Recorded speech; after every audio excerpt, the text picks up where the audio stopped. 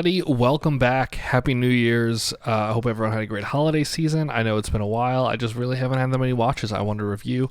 Hopefully 2025 is going to be an uptick year for us and we'll really start to ramp up some videos here, but we'll see.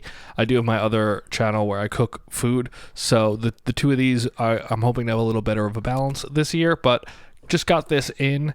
As you can tell, it's kind of a nondescript box, but if you know the logo on the box there, you'll know what this watch is. It is a Cadisen. It comes with some little case candy here. You get a nice little cleaning cloth and your instructions. But right off the bat, there's the watch itself. It's not a bad looking watch. The reason I was drawn to it was it kind of looked like a moon swatch. I know that's, any generic Omega Chronograph 3 subdial Daytona style watches, but when I saw it, I thought right off the bat, and I didn't see Cadisen, I was like, oh, it's a moon swatch knockoff. Let me check that out. Just something about it. I know you're all going to be like, yeah, that's just a Speedmaster, but that's why I bought it. This thing is only $54. It is a quartz watch. Let's dive a little bit further into it. As you can see, it's still wrapped up, so let me take that off for you, and then let's dive into this watch. This is, as usual, just a true unboxing. I know some people wish my reviews were a little more in depth, but that's not what this channel is about. This is first impressions. Do watches look cool? Do they not? Do they work well? If you want somebody to go wear it for a month and come back to it, that's not me, but let's dive a little closer into this watch. So here is the watch right out of the box. I went with this brown color. I don't really have anything like this in my collection, so I thought that would be kind of cool. As you can see, it is on a NATO strap here, which is really nice. I believe this is a NATO, correct me if I'm wrong. I know there are different names for the way that they attach. I believe this one is the NATO style. Other ones are just canvas straps, but I believe this should be a full-on NATO. Correct me if I'm wrong, obviously, though. But you do have very nice accents of brown here. You have the subdials, which are a darker brown. The outside of the watch face itself is just a nice light brown, kind of tan colors, and then the darkest brown, from what I can tell, is around the tachometer. It may be the same color as the subdials, but to the naked eye, it does look different to me. It is very hard to pick up the details, though, I've noticed, with a brown watch on camera. It just constantly kind of looks out of focus, but I don't think it is. It's just not a very... The face doesn't pop in this brown color, but in person, it's kind of what I like about it. It's a little understated. It's a little different. Obviously, it has blue on the sides that I'm not even going to attempt to take off. But let me give you a little information here on the sizing of this watch. As always, that is important. I know some people are always on me for not doing enough of that, but this is 316L stainless steel. It is a 40 millimeter watch. It is 47 millimeters in length, lug to lug. It is 12 millimeters thick, but that will wear thicker because of the strap underneath it. And it is a 20 millimeter bandwidth. This watch weighs 80 grams, but it actually feels a little heavier than that for some reason. It has a very good heft in the hand. This watch feels heavier than I was expecting, especially for a quartz watch. But let's get a little closer look at that face and then go from there. Here we are up close on the face. As you can see, Sky Explorer. That's the name of this watch. Very interesting. Chronograph, as you can see, we'll run the chronograph for a little while. It does have a nice, fairly smooth motion, which I do like. Most quartz chronographs actually do work quite well, which I enjoy. Pop that back. It snaps right back, which is perfect.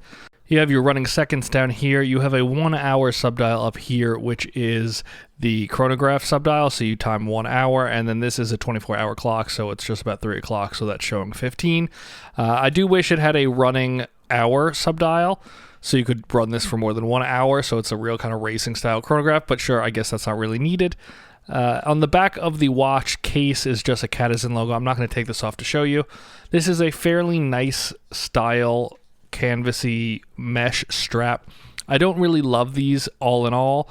I'm going to try to wear more of them here in the new year just to see if I could really start to get them into style for myself. But I do think this is a cool starting point because I think the NATO style really works well, in my opinion, for the chronograph style watches. I think there's just something about them that look really cool. I do wish that was what the moon swatch did come on, even though they kind of tried it with that weird strap. But let's throw this on the wrist, see how it looks, see if I can get into that style, see if I like it now or I still hate it, and then we'll go from there. Here we are on the wrist. I don't hate it. I think it's, for me, just a matter of getting over the stylistic choices of it. It wears very wide on the wrist because of the metal and the hoops that the band goes through, which I don't love. And that's something I just need to kind of work on and kind of find the style in. I do think, depending on what I'm wearing, it may make more sense. So maybe we'll work on that. But this isn't a bad looking watch. For $53, $54, if you're looking for a chronograph style watch, you don't mind quartz, which I try to hammer home on this channel. Quartz watches are still really nice. They're still a great place to be. There's still quality. This thing has great heft to it. It feels really nice on the wrist, even if you don't love the strap that it comes on. I think maybe it's worth checking out and throwing something else on it, because it feels nice, and I really dig how it looks. I'm not going to show the lume on it because the lume is arguably quite bad. It didn't really show up on camera, so I'm not even going to try to show it, but let's get to my final impressions, take this off the wrist, and I'm going to let you know what I really think about it. So all in all, I'm really impressed with this watch. For $53, it has a great heft to it. I like the packaging of it. I like the way it looks. I like the details on it. Cadisen has always been a great watch to me, and I've really enjoyed buying these over the years.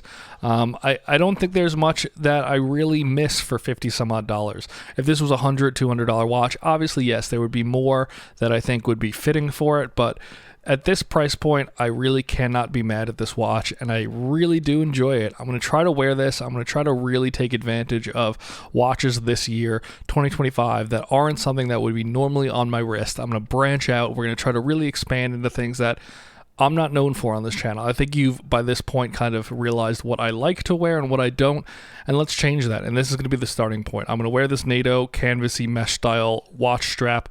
I'm going to wear this watch in a color that I normally would not wear, and let's see what we can do differently this year. Let me know if this is something that you would wear. What do you think of it for this price point? And I'll see you guys fairly soon with hopefully some more watches this month. If not, definitely next month. Let me know what you guys want to see, and we'll take it from there. I know I said that a lot this video, but maybe that'll be my new thing too. See you guys next time. Thank you so much for watching.